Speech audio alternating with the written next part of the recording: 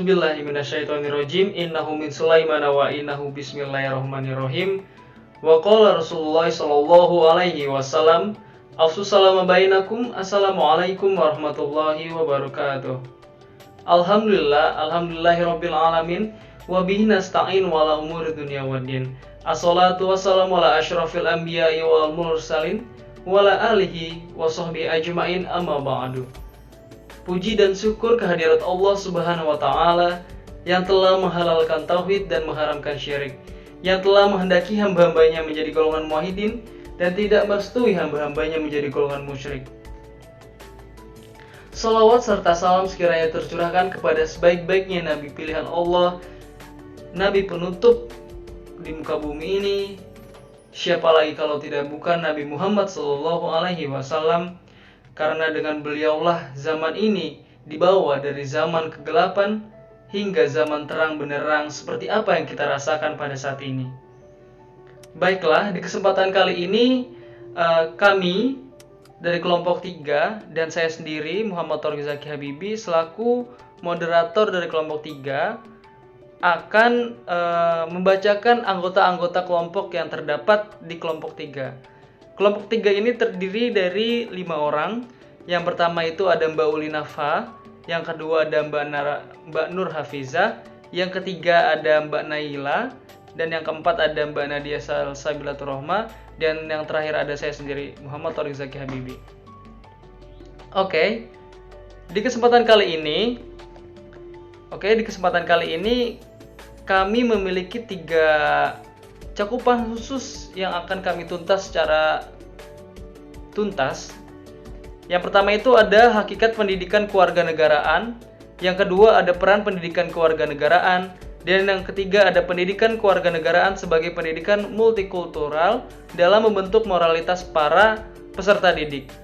Oke, yang pertama itu ada negara Indonesia. Kita intermezzo dulu. Negara Indonesia adalah negara kepulauan yang terdiri dari beraneka ragam suku, bangsa, dan adat istiadat. Nah, untuk mempelajari kewarganegaraan dan multikultural, kita tuh harus tahu bahwasannya Indonesia ini memiliki adat yang banyak. Maka dari itu, multikultural ini harus berjalan dengan jalannya gitu. Harus saling melengkapi antara 11 dan 12. Selanjutnya, pendidikan kewarganegaraan merupakan suatu pembelajaran yang berfokus dalam membentuk warga negara Indonesia yang baik dan cerdas. Nah, dari antara korelasi negara Indonesia memiliki adat istiadat dan suku bangsa yang banyak, dengan pendidikan kewarganegaraan harus memiliki korelasi yang baik. Nah, selanjutnya akan dibahas oleh teman kita selanjutnya tentang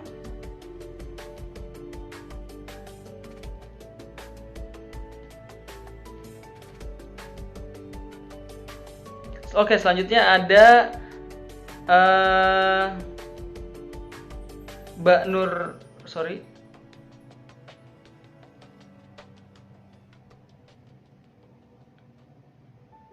selanjutnya ada Mbak Nur Hafizah yang akan melanjutkan materi ini.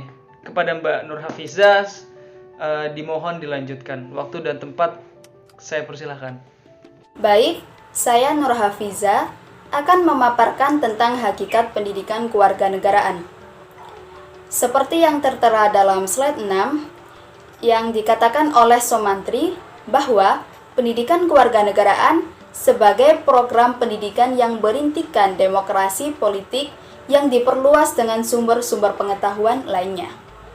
Jadi, pendidikan kewarganegaraan merupakan jenis ilmu yang melibatkan partisipasi aktif seorang pelajar yang terkait dengan ilmu sosial, politik, ekonomi, dan lingkungan.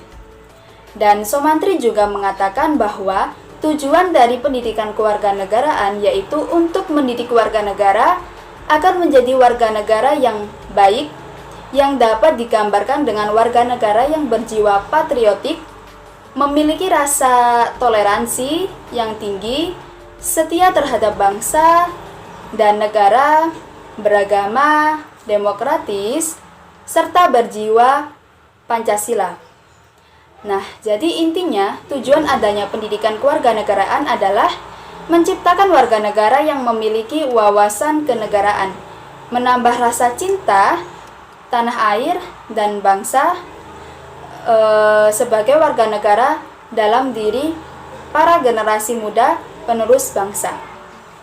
Selain itu, mata pelajaran pendidikan Pancasila dan kewarganegaraan ini memiliki visi dan misi untuk mengembangkan siswa menjadi warga negara yang baik, yang memiliki rasa kebanggaan terhadap negara Indonesia, cinta tanah air, jujur, disiplin, tanggung jawab, santun, peduli dan percaya diri dalam berinteraksi di lingkungan rumah, sekolah, serta berbangsa dan bernegara. Nah, next slide. Nah, dari visi misi tadi, maka dikembangkan substansi pembelajaran dijiwai oleh 4 konsensus. Yang pertama yaitu Pancasila, kedua dasar negara, yang ketiga ideologi nasional, dan yang terakhir yaitu pandangan terhadap bangsa. Selanjutnya untuk Undang-Undang Dasar Negara Republik Indonesia tahun 1945. Nah, Undang-Undang Dasar tersebut sebagai hukum dasar tertulis yang menjadi landasan konstitusional kehidupan bermasyarakat, berbangsa, dan bernegara. Kemudian, Negara Kesatuan Republik Indonesia atau NKRI. NKRI ini sebagai kesepakatan atau kesepakatan final bentuk negara Republik Indonesia. Dan yang terakhir yaitu Bhinneka Tunggal Ika. Bhinneka Tunggal Ika ini sebagai wujud filosofi kesatuan dalam keberagaman yang melandasi dan mewarnai harmonis kehidupan bermasyarakat, berbangsa, dan bernegara. Nah, di sini saya akan menjelaskan tentang peran pendidikan kewarganegaraan. Nah, definisi dari peran pendidikan kewarganegaraan yaitu sebagai wahana pendidikan karakter dan nilai-nilai moral yang terkandung di dalamnya, yang dapat membangun dan membina mengembangkan warga negara yang cerdas dan baik dalam jalur pendidikan formal, informal, dan non-formal yang sudah menjadi tujuan dari pendidikan nasional di Indonesia. Manfaat pendidikan kewarganegaraan berperan menumbuhkan pola pikir, sikap, dan perilaku yang santun, damai, serta toleran tanpa meninggalkan kebinekaan yang memang sudah menjadi givennya bangsa Indonesia. Nah, kemudian ada 4 pilar pendidikan kewarganegaraan yang membangun karakter peserta didik dengan baik dan maksimal, yaitu yang pertama, learning to know. Learning to know ini belajar untuk mengetahui. Jadi jangan sampai rasa keingetahuannya ini nanti hilang gitu.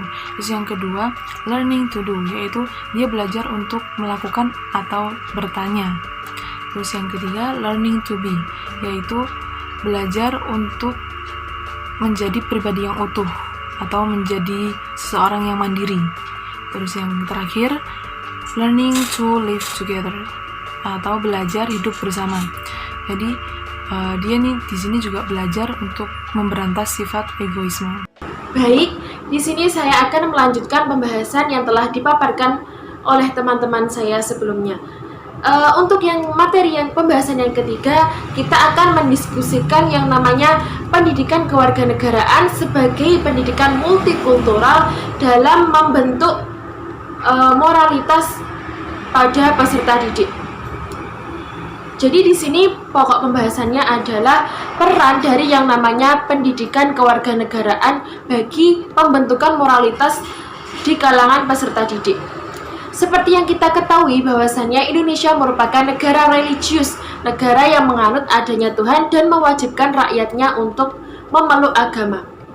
Nah, maka dari itu warga negara Indonesia harus memiliki moralitas. Tidak memandang apapun tanpa terkecuali, bangsa Indonesia harus memiliki moralitas, baik itu masyarakat golongan atas, rendah atau menengah, atau bahkan pejabat, semuanya harus memiliki moralitas.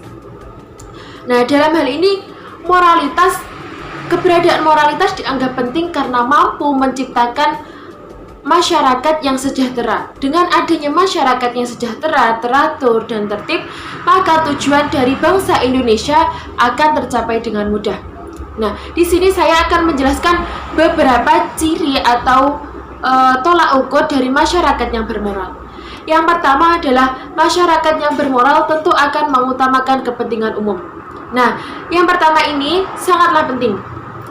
Bagi masyarakat yang bermoral pasti tidak akan mengedepankan egonya, menghindari yang namanya perpecahan, menghindari yang namanya egois. Mereka akan mementingkan kepentingan umum demi tercapainya sebuah kesejahteraan, demi tercapainya tujuan yang mereka harapkan. Sehingga masyarakat yang bermoral harus mampu memiliki jiwa sosial yang tinggi, sehingga bangsa Indonesia harus mampu menanamkan kepercayaan dalam dirinya bahwa kepentingan umum lebih utama daripada kepentingan pribadi. Kemudian yang kedua, Indonesia memandang bahwa sebagai bangsa yang memiliki keberagaman kultural akan mudah terhasut oleh isu sensitif. Nah, ini sedikit ada hubungannya dengan kepentingan umum tadi. Yang pertama, Indonesia sendiri dikenal dengan bangsa yang multikultural, baik ras, budaya, kemudian kebiasaan-kebiasaan lainnya.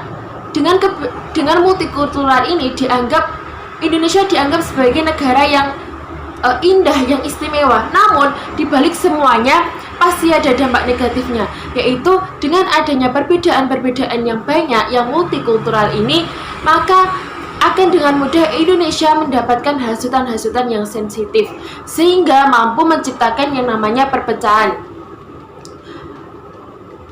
Dalam hal ini, setiap bangsa atau setiap masyarakat Indonesia wajib harus memiliki kepercayaan dan keyakinan antar satu sama lain. Apa sih gunanya kepercayaan ini? Dengan adanya kepercayaan satu sama lain, maka isu-isu atau hasutan-hasutan yang bersifat menghancurkan, yang bersifat negatif ini akan mampu tertolak, akan mampu terhalang dengan mudah, sehingga yang namanya perpecahan akan dapat terhindarkan. Kemudian yang ketiga adalah memiliki moralitas yang tinggi. Sesuai dengan pembahasannya, maka bangsa Indonesia dapat dikatakan bermoral jika bangsa tersebut memiliki moralitas yang tinggi. Dengan beberapa cara-cara yang telah disebutkan sebelumnya, moralitas akan tercipta dan tumbuh dengan baik dalam diri bangsa, sehingga bangsa Indonesia harus mampu dan wajib dalam mengembangkan, menumbuhkan, dan menciptakan moralitas yang tinggi dalam diri setiap bangsa. Sehingga dengan moralitas yang tinggi ini, semua permasalahan-permasalahan, semua tujuan yang ingin dicapai dapat dilaksanakan dengan mudah. Dan yang terakhir atau yang keempat, moralitas menjadi bukti kuat bangsa Indonesia masih menjadi bangsa yang percaya terhadap Tuhan Yang Maha Esa. Seperti yang telah saya jelaskan sebelumnya, bahwa bangsa Indonesia merupakan bangsa yang religius, sehingga wajib memiliki yang namanya moralitas. Nah, dalam hal ini, masyarakat bermoral dapat dilihat dengan adanya keyakinan terhadap Tuhan Yang Maha Esa. Indonesia sendiri telah mewajibkan rakyatnya untuk memeluk agama. Setiap rakyat wajib memeluk agama. Bagi siapapun yang tidak beragama, maka tidak memiliki tempat di Indonesia. Hal ini sesuai dengan Pancasila, sila pertama, yaitu ketuhanan Yang Maha Esa. Semua rakyat Indonesia wajib memiliki keyakinan. Apapun itu keyakinan yang mereka percayai, maka wajib diimani dengan sebaik-baiknya. Sehingga bangsa yang bermoral dapat dinilai dengan keyakinannya terhadap keberadaan Tuhan Yang Maha Esa. Mungkin sekian dari saya, selanjutnya akan dipaparkan oleh teman saya, Mbak Nadia. Sekian dan terima kasih. Nah, di sini saya akan menyimpulkan materi dari kelompok kami yang berjudul Pendidikan Kewarganegaraan Pemersatu Multikulturalisme. Bahwasannya, pendidikan kewarganegaraan itu merupakan pendidikan yang mengajarkan jiwa-jiwa nasionalisme dengan tujuan mampu menciptakan bangsa yang mampu menjaga keutuhan negara Republik Indonesia. Pendidikan kewarganegaraan itu memiliki peran yang sangat penting dalam membantu mencerdaskan bangsa demi tercapainya kesejahteraan bersama. Dalam menghadapi multikulturalisme di Indonesia, pendidikan kewarganegaraan itu dipercaya mampu membentuk moral bangsa yang berkualitas. Pembentukan moral yang sesuai dengan aturan-aturan yang ada itu akan membawa dampak positif terhadap kehidupan masyarakat. Jadi, pendidikan kewarganegaraan itu pada dasarnya telah ada sejak lama dalam berbagai jenjang pendidikan. Namun, dalam proses penegakannya, itu masih belum ditemukan kemajuan yang signifikan. Sehingga dalam hal ini, semua pihak yang berkontribusi dalam lembaga pendidikan itu harus mampu berperan aktif dalam memberikan pengajaran tentang pendidikan kewarganegaraan serta mampu mendorong satu sama lain untuk mengamalkannya dalam kehidupan sehari-hari. Sekian dari kelompok kami. Apabila ada salah kata, kami mohon maaf yang sebesar-besarnya. Dan juga terima kasih banyak telah menonton presentasi dari kelompok kami. Sekian, wassalamualaikum warahmatullahi wabarakatuh.